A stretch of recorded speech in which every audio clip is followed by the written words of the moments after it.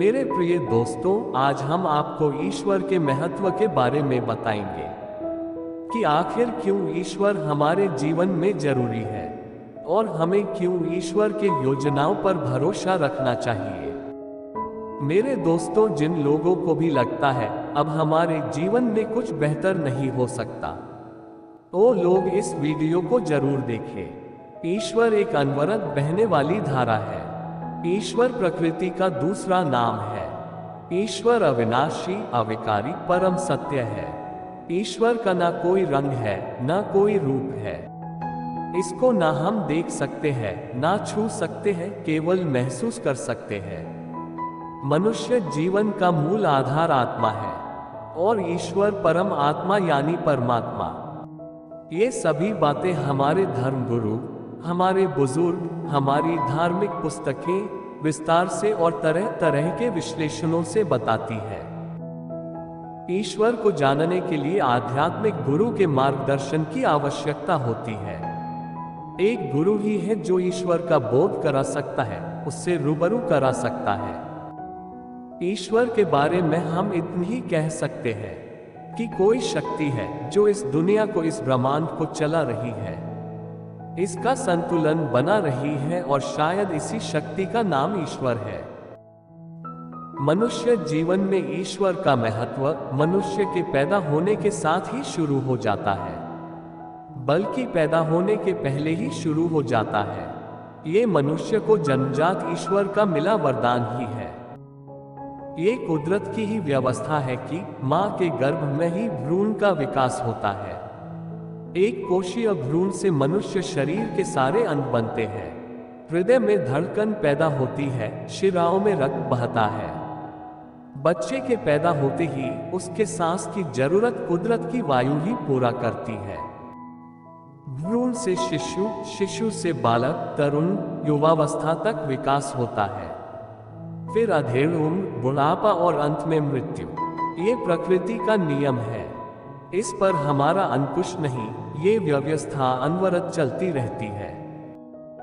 ईश्वर की बनाई व्यवस्था का मनुष्य जीवन में महत्व इस कदर है कि वही निश्चित करता है कि अमुक मनुष्य की शारीरिक रचना कैसी होगी, उसके मस्तिष्क का विकास कितना होगा। हम तो इतना भी निर्धारित नहीं कर सकते कि हमें किस घर में जन्म लेना है। ईश्वर का महत्व मनुष्य के सुबह उठने से रात को सोने तक और नींद में भी है। सुबह हम तरोताजा उठते हैं। दिन भर की थकान से शरीर में कई तरह के हानिकारक रसायन इकट्ठे हो जाते हैं। रात के आराम के समय निष्क्रिय कर दिए जाते हैं। कैसे? ये ईश्वर द्वारा हमारे ही शरीर में बनाई गई व्यवस्था से संभव होता है। हमारी मूलभूत आवश्यकता रोटी, कपड़ा और मकान कौन पूरी करता है? ईश्वर ही। माना मनुष्य मेहनत करता है, बुद्धि तत्व का इस्तेमाल करके पैसा कमाता है, लेकिन रोटी के लिए गेहूं, कपड़ों के लिए कपास और मकान के लिए चूना भाटा उसे प्रकृति से ही मिल जाता है। हम अगर अपने चारों तरफ देखें तो ईश्वर की मेहरबानियों का नजारा ही नजारा नजर आता है।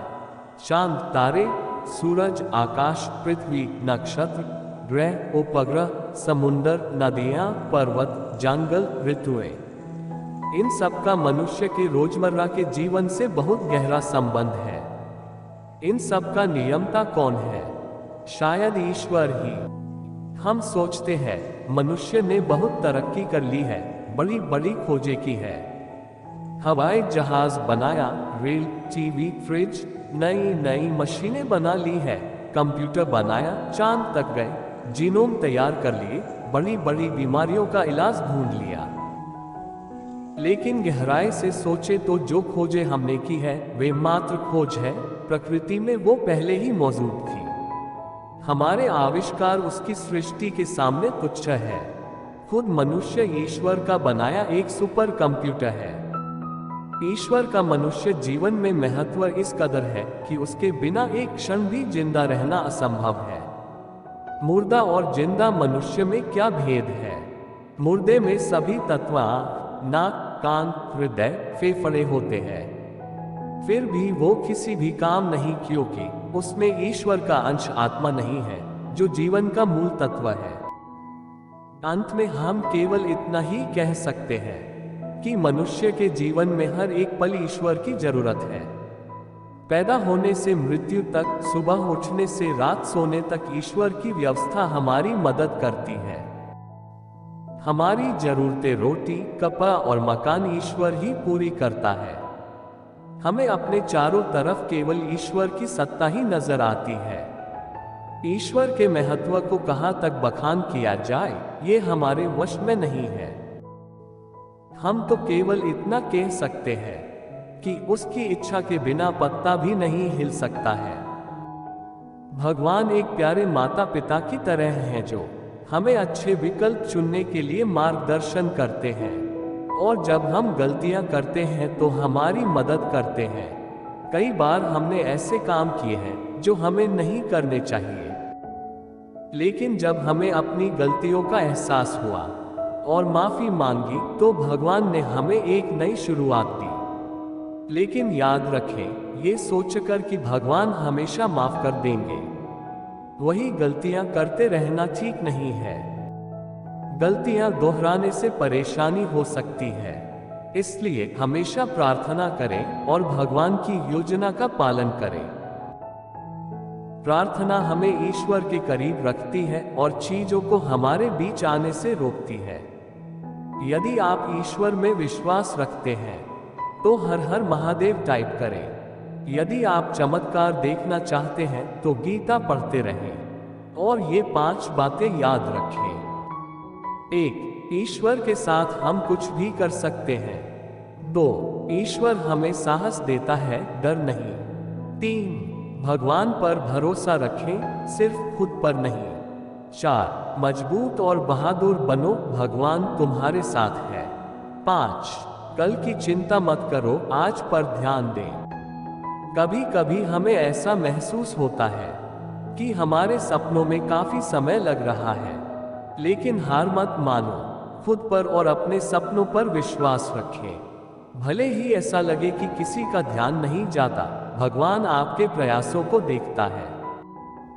ऐसे समय भी आ सकते हैं जब हमें उन लोगों या चीजों को अलविदा कहने की जरूरत होती है जो हमें चोट पहुंचाते हैं। ये कठिन है, लेकिन ये हमें सुरक्षित और खुश रखने की ईश्वर की योजना का हिस्सा है।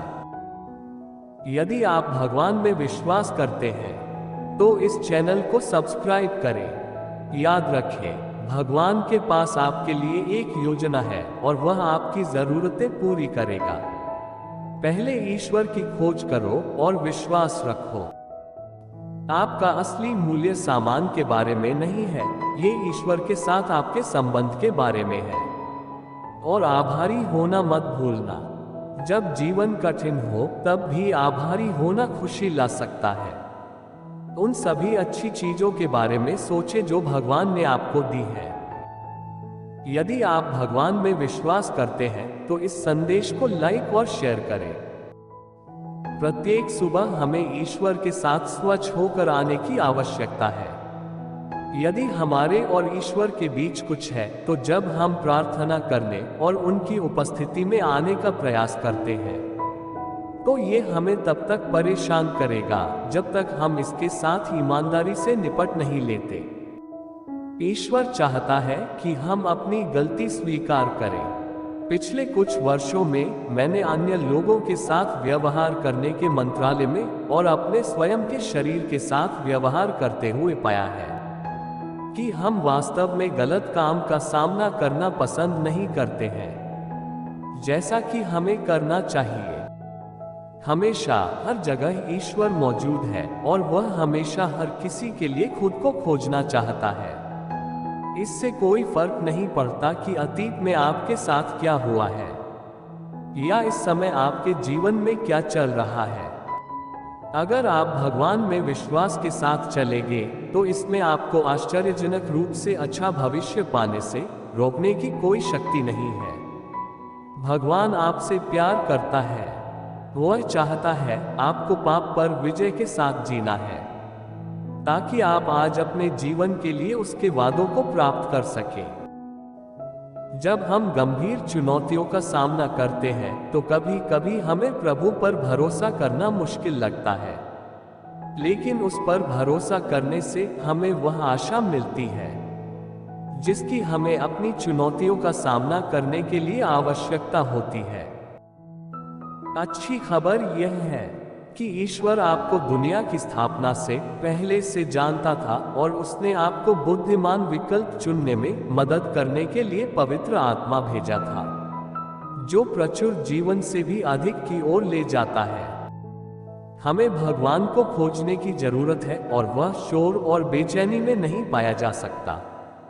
भगवान मौन के मित्र हैं। देखें कि प्रकृति, पेड़, फूल, घास कैसे मौन में बढ़ती है। सितारों, चंद्रमा और सूरज को देखें, वे कैसे हैं। मौन में आगे बढ़ें। हमें आत्माओं को छूने में सक्षम होने के लिए मौन की आवश्यकता है। जब हम लड़खड़ाते हैं और गिरते हैं तो शैतान चाहता है कि हम सोचें कि हम इतने अच्छे नहीं हैं कि उठकर सही रास्ते पर आ सकें। वह ये भी चाहता है कि हम ये भूल जाएं कि सुसमाचार पश्चाताप का सुसमाचार है।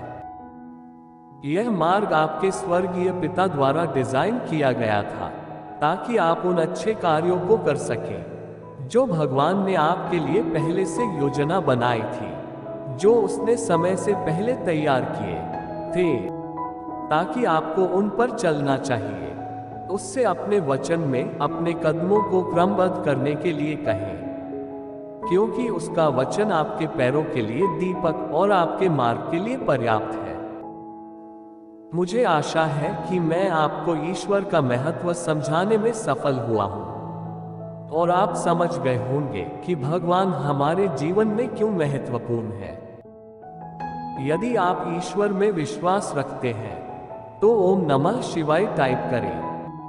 देखने के लिए धन्यवाद और अधिक ईश्वरीय आशीर्वाद संदेशों के लिए इस चैनल को सब्सक्राइब करें।